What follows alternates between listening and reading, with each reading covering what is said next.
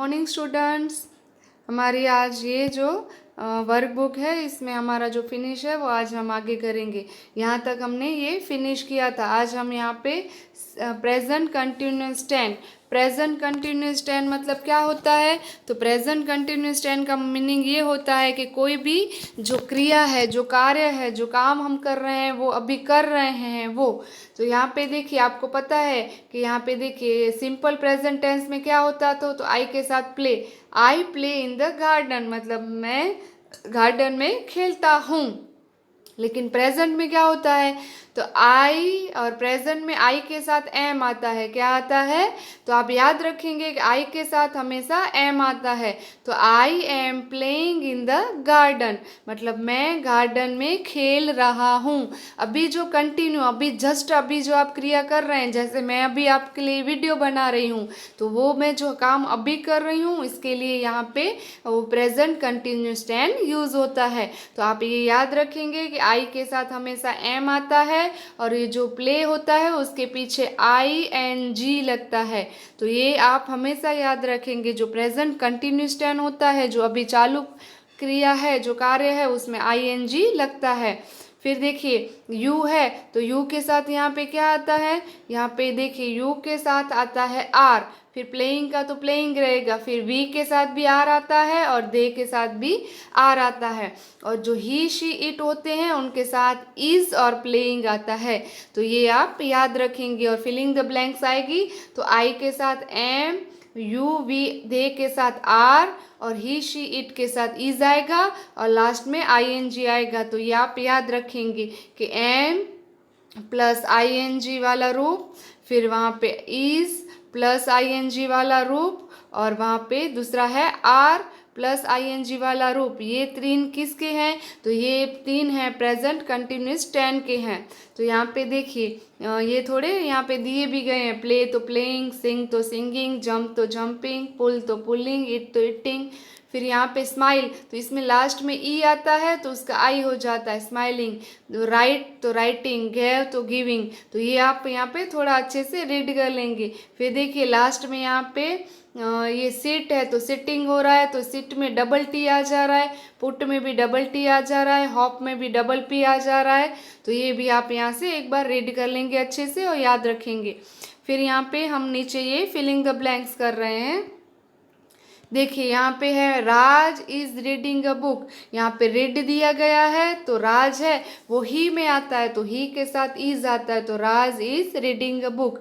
Mona and Tina, तो Mona and टीना दो जन हो गए तो वो दे में आते हैं, तो दे के साथ हम आर लगाते हैं, तो they are skipping in the garden, वो गार्डन में वो डोरी के साथ खेल रही हैं। फिर आई के साथ मैंने बताया कि एम आता है, और यहाँ पे क्लोज है तो क्लोजिंग द डोर। यहाँ पे देखिए मैं आपको थोड़े बहुत समझा रही हूँ, फिर इजी है, आप खुद से घर पे कर लेंगे।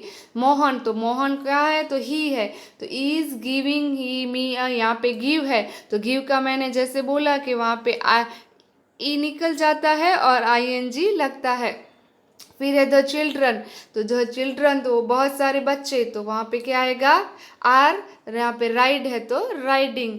फिर यहाँ पे देखिए मोहन, तो मोहन इज रनिंग। फिर आई है तो एम, ये राइटिंग। तो ये आप देखते जाएंगे कि वहाँ पे वो ई ही शी इट में आ रहा है, कि दे वी यू में आ रहा है, कि आई आ रहा है। तो इसके साथ एम, इज या आर लगाएंगे, और लास्ट में ING वाला ये रूप लगाएंगे। तो ये फिलिंग द ब्लैंक्स आप पूरी करेंगे यहाँ पे।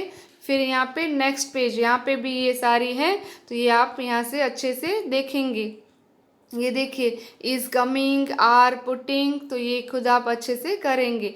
फिर यहाँ पे देखिए कुछ वर्ड्स दिए गए हैं और फिलिंग द ब्लैंक्स है। तो as proud as peacock, peacock को आपने देखा है वो कितना हम देखते हैं तो हमारे मुंह में से ऐसे वाव निकल जाता है, तो बहुत ही अच्छा लगता है। तो प्राउड कैसे होना चाहिए? तो पीकॉक के जैसे। फिर यहाँ पे थिन, थिन मतलब पतला, तो पतला कैसा होना चाहिए? तो पतला स्टिक के जैसा होना चाहिए। फिर है वाइट, तो ये स्नो, वाइट होना, तो वाइट कैसा होना चाहिए? तो स्नो, स्नो आपको पता है ना, जो वो स्नो मतलब बर्फ़ जो गिरती है उसे हम स्नो कहते हैं, तो वो कैसा होना चाहिए? तो वो वाइट स्नो के जैसा होना चाहिए। फिर है कनिंग फॉक्स, फॉक्स, फॉक्स को हम कैसे, पता है आपको? फॉक्स को हम कहते हैं मतलब लुच्चा कहते हैं, तो वो कनिंग कैसा होना चाहिए? तो फॉक्स के जैसा।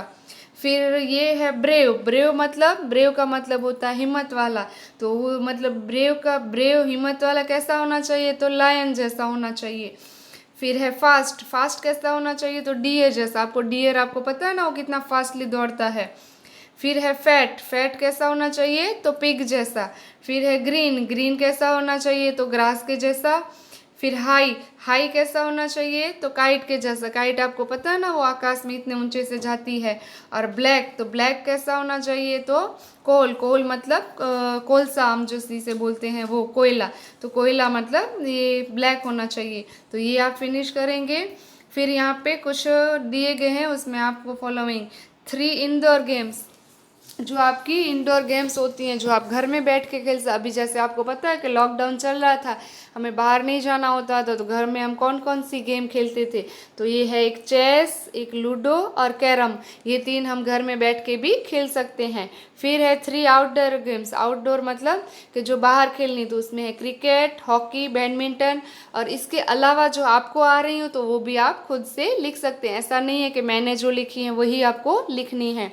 फिर है 3 games played with a ball, मतलब बॉल के साथ जो खेलनी होती है, तो फुटबॉल, वॉलीबॉल और क्रिकेट, ये सारी बॉल के साथ खेली जाती हैं वो हैं। और 3 games played by a team, मतलब कोई कोई कोई गेम ऐसी होती हैं कि वहाँ हम 1 या 2 जन नहीं खेल सकते हैं, जैसे ये लूडो है और ये जो चेस है उसमें हम 2 जन खेल सकते हैं इंडिविजुअली, लेकिन कुछ गेम्स ऐसी होती हैं कि वो बिना टीम के नहीं खेल सकते। तो वो कौन कौन सी हैं? तो वो देखिए, जैसे है खो खो, आपने देखी है, हम स्कूल में भी कई बार आप लोगों ने खेली है, तो वहाँ पे 2 जन होते हैं, वो खो खो नहीं खेल पाते हैं।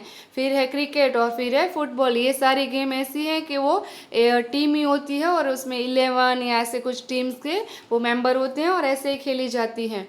फिर यहाँ पे देखिए ये इसके अलावा यहाँ पे एक आपके जो एक पेज है उसमें यहाँ पे आपको यहाँ पे पिक्चर ड्रॉ करने हैं। तो ये पिक्चर कौन से हैं? तो वो आपकी टेक्स्ट बुक के हैं।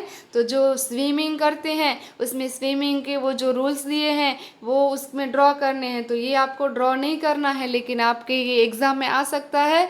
तो आप एग्ज़ाम में क्या करेंगे, वो आपकी टेक्स्ट बुक में वो जो वहाँ पे ब्रेन, ये यहाँ पे देखिए ब्रेक स्ट्रोक वो सब दिया गए हैं, तो एक बार आप ध्यान से देख लेंगे।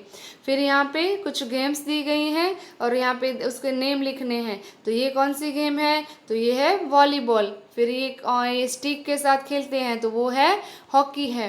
फिर यहाँ पे देखिए वैसे तो आप लोगों को पता ही है, ये है चेस, ये है बैडमिंटन, फिर यहाँ पे ये है बास्केटबॉल, ये टेबल टेनिस, ये फुटबॉल और ये टेनिस, और यहाँ पे कैरम, और ये लास्ट में है क्रिकेट। तो ये सारी गेम आप लोगों ने देखी है और इसमें से बहुत सी गेम आपने खेली भी होगी, जैसे ये कैरम है, क्रिकेट है, फिर ये चेस है, ये बहुत सारी गेम आपने खेली भी होंगी। तो इनके आप अच्छे से गुड हैंड राइटिंग में नेम लिखेंगे।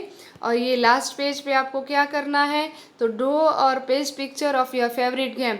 आपको जो भी फेवरेट गेम या मतलब टीम वाली की, जैसे कि क्रिकेट है, चेस है, कैरम है, इसमें से जो भी आपको बहुत ही मतलब अच्छी लगती हो वो गेम का यहाँ पे आपके पास पिक्चर हो तो यहाँ पे चिपकाना है, पिक्चर नहीं हो तो यहाँ पे आप ड्रॉ भी कर सकते हैं और इसमें कलर करना है। तो यहाँ पे हमारा ये आज का आपका ये जो चैप्टर था यूनिट नंबर 5 स्विमिंग यहाँ पे पूरा हो रहा है। तो इसमें कुछ भी आपको दिक्कत हो तो आप मुझे कांटेक्ट कर सकते हैं। Thank you.